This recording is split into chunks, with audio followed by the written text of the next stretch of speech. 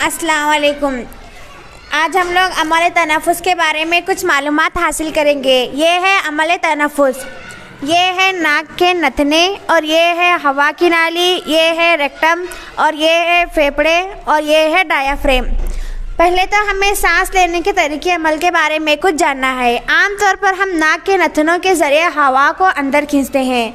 जब हम नाक के नथनों के ज़रिए हवा को अंदर खींचते हैं तो ये हवा जोफ़े अनफी में पहुंचती है। जोफ़े अनफी से ये हवा हवाई नाली के रास्ते हमारे फेफड़ों यानी कि लंग्स में पहुंचती है। फेफड़े जोफ़े सदर में होते हैं। ये जोफ़े इतराफ़ से ढका हुआ होता है। एक बड़ी उजलाती शीट जिसको डायाफ्राम कहते हैं जोफ़े सदर का फर्श बनाती है। सांस लेने के तरीके अमल सांस लेने में फेफड़े,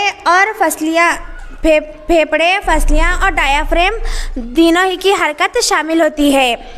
जब हम सांस अंदर लेते हैं तो हमारे फेफड़े ऊपर और बैरूनी तरफ को हरकत करते हैं, जबकि डायाफ्राम नीचे को जाता है। इसी तरह से जब हम सांस को बाहर छोड़ते हैं तो हमारे फेफड़े नीचे और अंदर की तरफ हरकत करते हैं, जबकि डायाफ्राम अपने असल मुकाम पर हरकत करता है।